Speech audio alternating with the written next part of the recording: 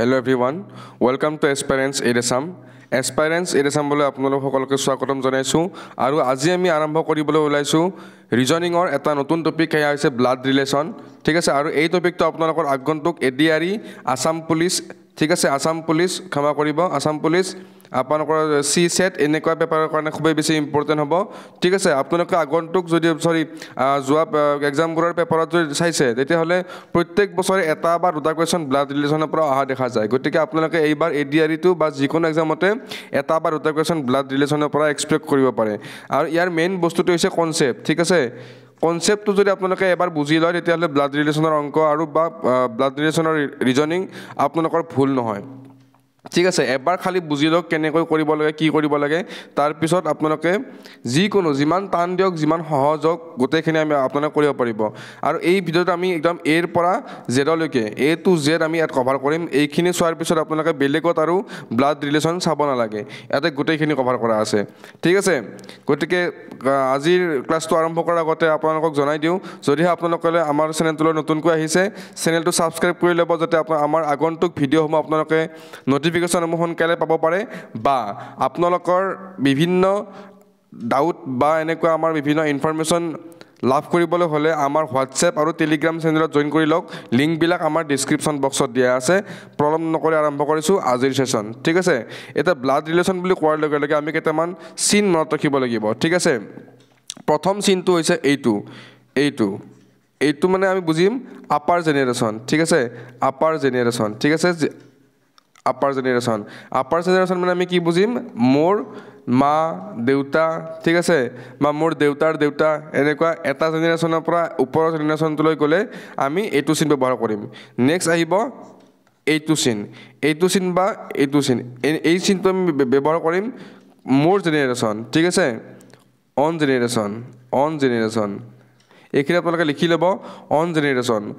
Generation মানে কি মোৰ ভাইটি মোৰ ভন্টি মোৰ কাজিন ঠিক আছে এইবিলাক আমি এইটো সিনেৰে বুজাম নেক্সট আমি দেখাম এইটো সিনেৰে আমি বুজাম যে মোৰ লোৱাৰ জেনাৰেশন ঠিক আছে মোৰ লোৱাৰ জেনাৰেশন যেনেকুৱা মোৰ লৰা ছোৱালী ঠিক আছে মোৰ নাতি এনেকুৱা আমি এইটো সিনেৰে দেখাম নেক্সট আমি দেখাম প্লাস সিনেৰে আমি মেল দেখাম আৰু মাইনাস সিনেৰে আমি ফিমেল দেখাম আৰু মেৰিড কাপল যদি দেখাব লাগে আমি এইটো সিনেৰে দেখাম মানে ইকুৱেল সিনেৰে আমি মেৰিড কাপল বিলাক আমি নোটিফাই কৰিম বা আমি বুজাই দিম ঠিক আছে গতিকে এইখিনি বস্তু আপোনালোকে মনত ৰাখিব আৰু আমি কেনেকৈ ফ্যামিলি ট্ৰি বনাম ফ্যামিলি ট্ৰিৰ পৰা কেনেকৈ আপোনালোকে ইয়াৰ আনসাৰ কৰিব পাৰিব সেইখিনি অংককেইটা কৰিলে গম পাব ইয়াতে লিখা আছে ইয়াতে চাওক অসমীয়াখিনি লৈ পেলাই আপোনালোকে বেছি কনফিউজ নহব ইংলিশখিনি ইমান সহজ কৰি দিয়া আছে যাতে অসমীয়াখিনি চাবৰ লগাৰ দৰকাৰ নহব মই খালি এটা সহজ সৰল মানে এটা ধাৰণাৰ কাৰণেহে মই অসমীয়াখিনি ইয়াতে দি দিছো ঠিক আছে ইয়াতে লিখা আছে P is the brother of Q P is the brother of Q okay next dia ase and L is the sister of Q's son ঠিক আছে Qৰ যেটো পুতেক Q থাকিব লাগিলে Qৰ এটা মানে হাজবেন্ড বা ওয়াইফ থাকিব লাগিব Qৰ পুতেক L is the sister of Q's son ঠিক আছে L is the sister of Q's son মানে L to Qৰ পুতেকৰ ভনিয়েক Qৰ পুতেক মানে কি এটা son থাকিব আৰু তাৰে কি কিবা ভনিয়েক সিস্টাৰ আৰু এইটো হ'ব মাইনাস মানে এইটো ফিমেল ঠিক আছে আমি যিকোনো এইবিলাক প্ৰবলেম সলভ কৰোতে আমি কেতিয়াও নামটো চাই পেলাই আমি তাৰ জেন্ডাৰ জাজ নকৰো ঠিক আছে ডাইৰেক্টলি দিয়া থাকিব লাগিব যে এইটো মহিলা বা পুৰুষ ঠিক আছে তেনেকৈ দিয়া থাকিলেহে আমি জেন্ডাৰটো জাজ কৰিম বা যদি সম্পৰ্কত আমি দেখো যে ভগ্নী বা ভন্টি বা ভগ্নী বা আপোনালোকৰ ওয়াইফ এনেকুৱা দেখিলেহে আমি তাক জেন্ডাৰটো জাজ কৰিম ঠিক আছে নাম ধৰি পেলাই যদি নাম দিয়া আছে স্মিতা কিন্তু এই নামটো আমি নাম ধৰি পেলাই জেন্ডাৰটো আমি কেতিয়াও ডিসাইড নকৰো ঠিক আছে মনত ৰাখিব এতিয়া খুদিছে হাউ P ৰিলেটেড টু L ঠিক আছে সিস্টাৰ আছিল L P related to L P L ৰ কি হ'ব obviously P কোন হৈছে P নিজৰ ভায়েকৰ জিয়েক গতিকে P L ৰ কি হ'ব obviously আঙ্কেল হ'ব নে নহয় আঙ্কেল হ'ব মনত ৰাখিব নিজৰ ভায়েকৰ পুতেকৰ ভনিয়েক মানে আলটিমেটলি ভায়েকৰ ভায়েক মানে কি হ'ব P হ'ব L ৰ আঙ্কেল ওকে মনত ৰাখিব নেক্সট দিয়া আছে Ram's mother is the only daughter of Reena's father ঠিক আছে আমি গম পাব লাগিব Ram's mother is the only daughter of Rina's father.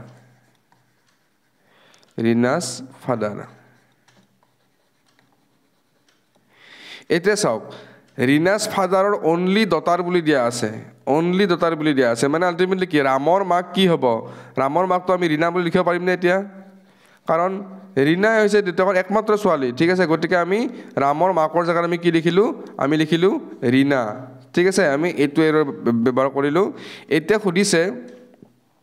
How Reena's husband related to Ram ৰীনাছ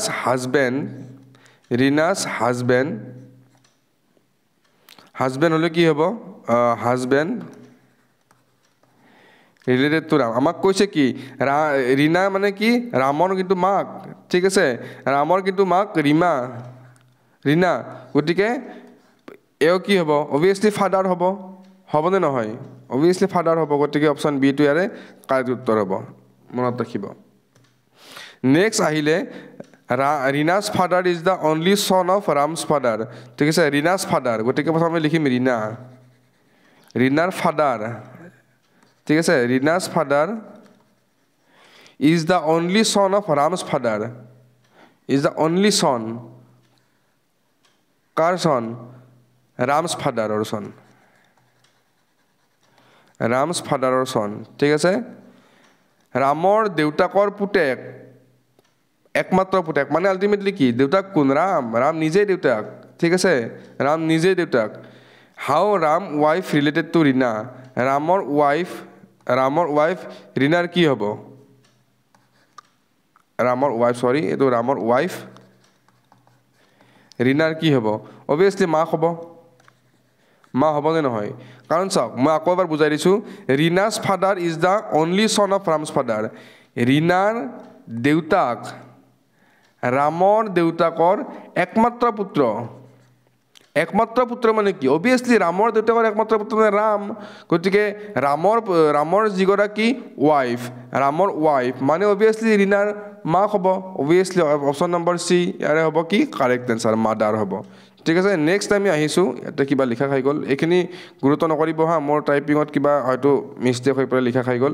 next দিয়া আছে Kishan is son of Meena আমি লিখিম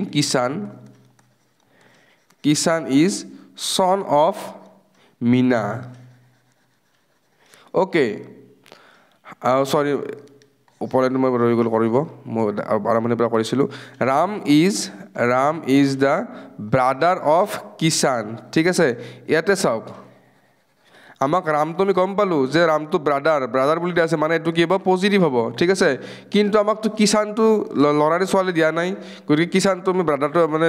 জেণ্ডাৰটো জাজ নকৰোঁ ঠিক আছে Meena is the sister of Nakul okay এইটো আমাৰ অলপ দেৰিকৈ চাম কাৰণ মীনা আৰু নকুল এতিয়ালৈকে আমাৰ ইয়াতে অহাই নাই গতিকে কি দিয়া আছে Kishan is the son of Meena Kishan কাৰ পুতেক হৈছে মীনাৰ পুতেক হ'ব লাগিলে মীনাৰটো হাজবেণ্ডো থাকিব লাগিব চাপ'জ ইয়াতে কোনোবা এটা হাজবেণ্ড আছে এক্স ধৰি থৈছোঁ আমি ইয়াৰ পিছত দিয়া আছে মীনা ইজ ছিষ্টাৰ অফ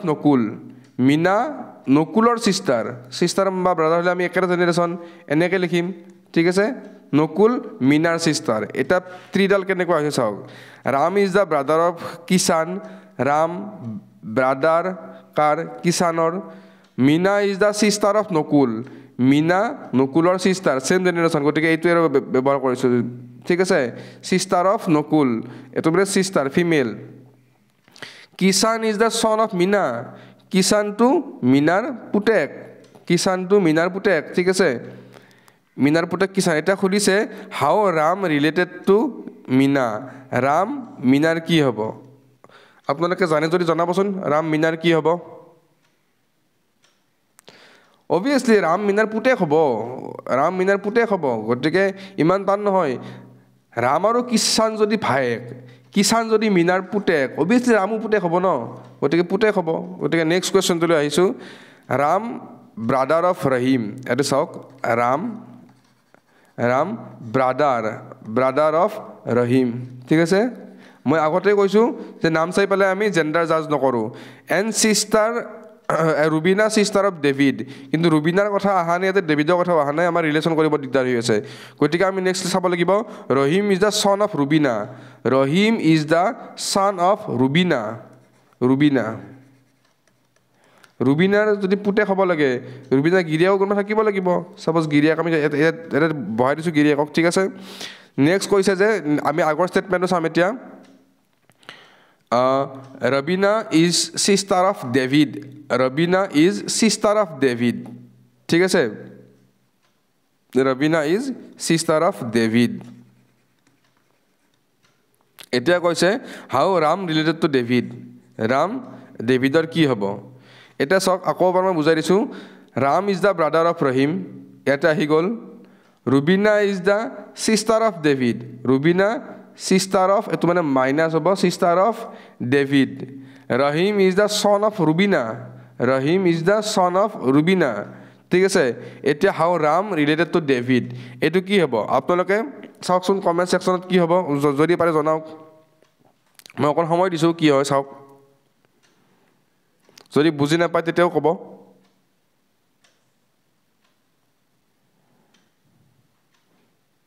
পাৰিছেনে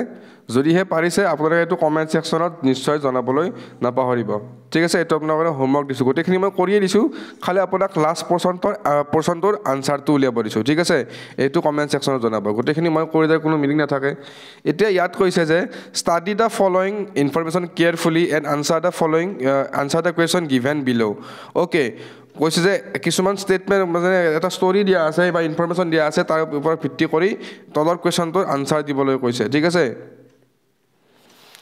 সুধিছে কৈছে A is the brother of B মানে এটো brother C is the sister of A C ঠিক আছে চিষ্টাৰ আৰু সুধিছে D is uncle of E গতিকে এইটো আমি অলপ সময় স্কিপ কৰিলোঁ ডি ইজ আংকল অফ কি অলপ সময় স্কিপ কৰিলোঁ কাৰণ ডি ইৰ কথা ইয়াতে অহা নাই E is the daughter of F এইটো অলপ সময় স্কিপ কৰিলোঁ ই এফৰ কথাও অহা নাই and G is the father of D এইটো অলপ সময় আমি এৰি দিছোঁ কাৰণ এইটো অহা নাই ডি এণ্ড এফ এইটো অহা নাই বি ইজ দ্য চন অফ ডি এইটো আহিছে বি ইজ দ্য চন অফ ডি বিটো কাৰ চন ডিৰ ঠিক আছে ডিটো আমি লিখিলোঁ ডিৰ চন আৰু ডিৰ ৱাইফ এইচ গতিকে ডিটো হ'ব পুৰুষ এইচটো হ'ব মহিলা অবভিয়াছলি এতিয়া আমি আগৰ ষ্টেটমেণ্টবিলাক চাম D is the uncle of E okay এইটো আমি এতিয়া নিলিখোঁ D is the uncle of E গতিকে ডি যদি ইৰ আংকল হ'ব লাগে ইটো গম পাব লাগিব গতিকে ইটো এতিয়ালৈকে দিয়া নাই গতিকে আমি আকৌ অলপ এইটো ৰখাই দিলোঁ E is the daughter of F G is the father of D ঠিক আছে ইয়াতে আমি গম পাম জিটো ডিৰ দেউতাক চৰি ইয়াতে নবহিব এইটো জিটো হ'ব ডিটো হ'ব জিৰ দেউতাক ঠিক আছে জিৰ দেউতাক গতিকে পজিটিভ আহিব ইয়াতে এটা ঘৰ আমি খালী ৰাখিছোঁ ঠিক আছে মনত ৰাখিব ডি এতিয়া আমি আগৰ ষ্টেটমেণ্ট চাম আমাৰ এইটো ষ্টেটমেণ্ট হৈ গ'ল কোনটো ষ্টেটমেণ্ট হৈ গ'ল চাই লওক আপোনালোকে বি ইজ দ্য চন অফ ডি হৈ গ'ল ঠিক আছে ইয়াত কৈছে G is the father of D and F G is the father of D and F গতিকে এইটো আমি অকণমান সুবিধাৰ কাৰণে ইয়াৰ পৰা গুচাই দি ইয়াতে আমি লিখিম এইচ মাইনাছ কৰি লিখিম এইখিনিও গুচাই দিলোঁ অকণমান লিখাৰ সুবিধাৰ কাৰণে ঠিক আছে ইয়াত আমি ডিটো ইয়াত লিখিম ঠিক আছে ডিৰ ফাদাৰ কোন আছিল জি ফাদাৰ আছিল আৰু ইয়াত কোনোবা এটা আছিল ইয়াতে দিছে যে G is the father of D and F ডিৰো ফাদাৰ আৰু এফৰো ফাদাৰ ঠিক আছে এফৰো ফাদাৰ মানে ডি আৰু এফ আল্টিমেটলি ভায়েক বা কিবা এটা হয় আৰু একেটা জেনেৰেশ্যনে ঠিক আছে এইটো ষ্টেটমেণ্টটো আমাৰ এতিয়ালৈকে হৈ গ'ল এইটো ষ্টেটমেণ্ট এতিয়ালৈকে কমপ্লিট এতিয়া সোধা কোৱা আছে E is the daughter of F এফৰ জীয়েক হৈছে ই ডটাৰ অফ এফ ঠিক আছে এফৰ জীয়েক ই গতিকে মানে এফ মানে কি মেৰিড এফ মানে মেৰিড এই যে জিৰ' কথা দিয়া আছে ইয়াতে আমি মেৰিড কাপোলৰ এজন পাইছোঁ কিন্তু এজন পোৱা নাই সেইকাৰণে খালী ৰাখি গৈছোঁ এনেকৈ ঠিক আছে E is the daughter of A E is the daughter of F. Next eta statement dia ase D is the uncle of E. Obviously D is the uncle of E hoi gol. D aru uncle hoi gol. Eta kodise A er logot F or ki relation ase. Eta saok er deutakor bhayek. Er deutakor bhayek F. ঠিক আছে A এর দেউতাকৰ ভায়েক গতিকে A আৰু F ৰ ৰিলেচনটো কি হ'ব এতিয়া